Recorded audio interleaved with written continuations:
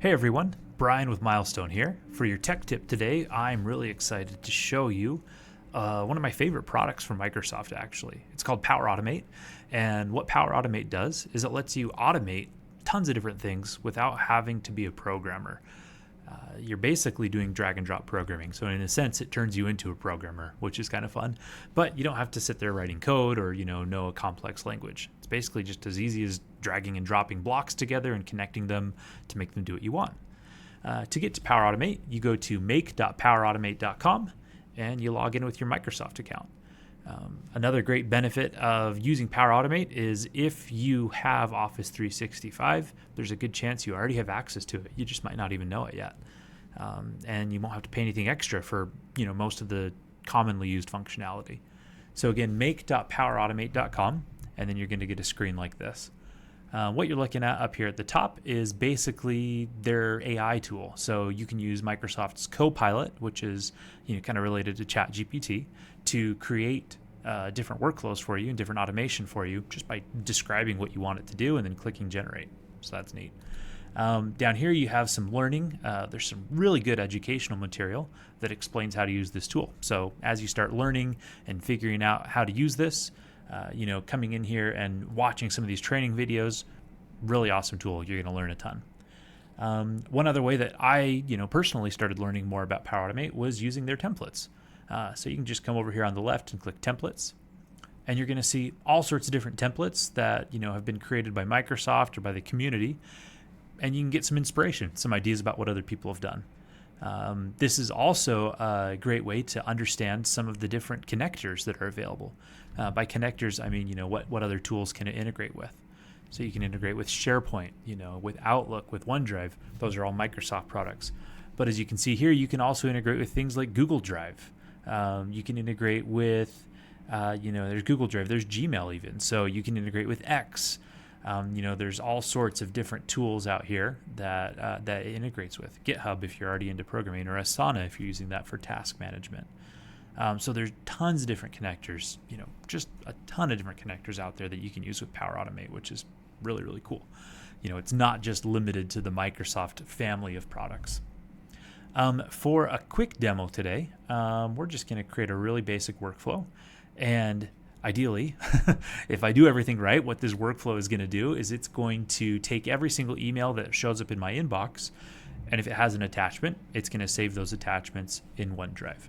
A place where you might use this is, say you work in accounts payable or an accounts receivable department, within accounting, and you receive lots of invoices, and you just want to save those automatically to your OneDrive so you don't have to, bother with that in your Outlook.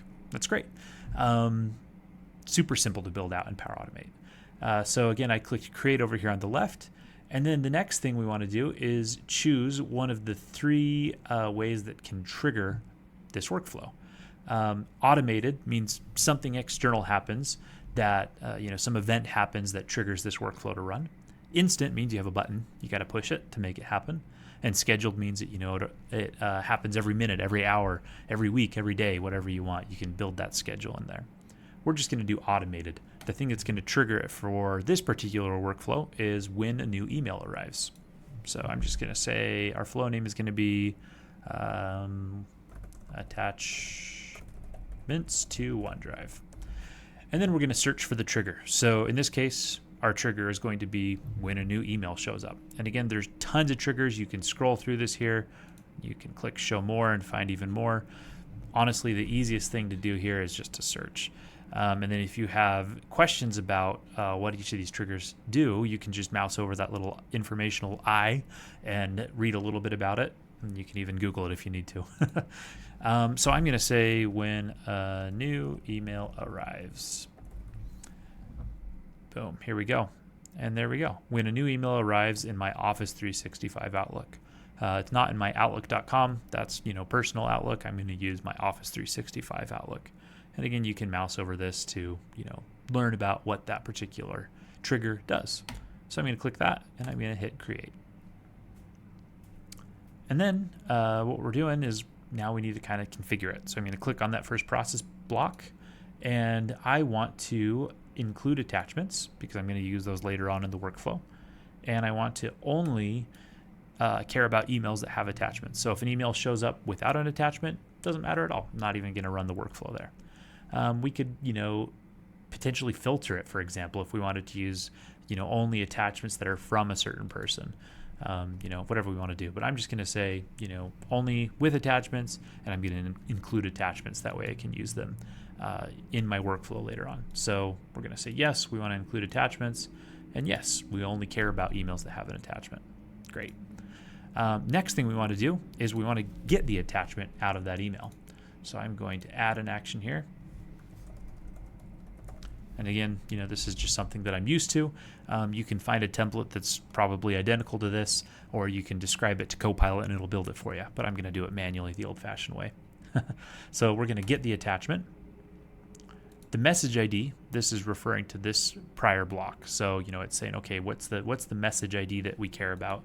It doesn't automatically know that it's the block before it. But you click on that little lightning bolt there, and then we can scroll through this and we can find the message ID. There we go. And then the attachment ID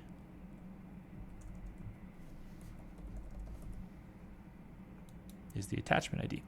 Now you'll notice what it just did automatically for me is it put that attachment, that get attachment process block inside a for each loop.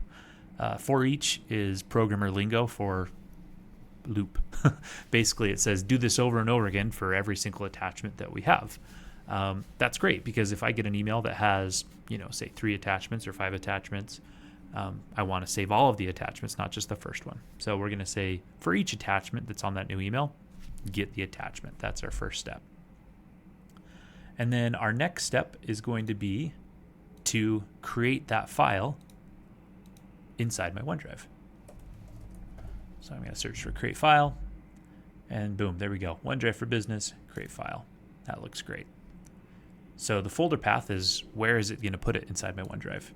So I'm going to hit that. I'm going to look inside my OneDrive. And there we go. Email attachments. I made a folder for it. The file name, in this case, I'm going to use the little lightning bolt again. Again, the lightning bolt means refer to something else that happened previously in the workflow. And in this case, I'm going to do the name, the original name of the attachment. And then the file content, we want the content in bytes. Again, a little bit technical here.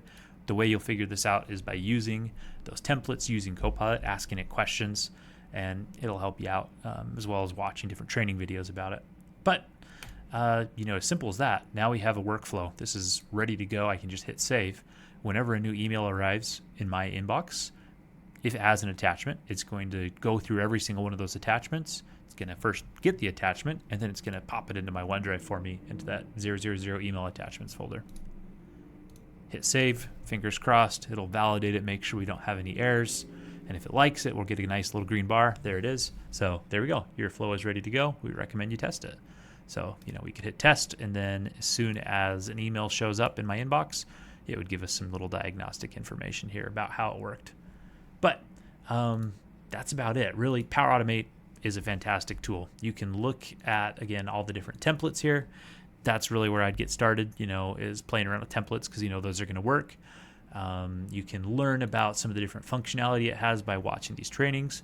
And, you can talk with Copilot and ask Copilot to help you build a workflow, and it'll help you do it and coach you along the way. Of course, if you have any questions, feel free to reach out to me. You can give our tech team a call, 801-206-4445. Mention that you're looking for help with Power Automate, and we'd be more than happy to help you figure out how to save time and automate some of your processes. Thanks. Bye.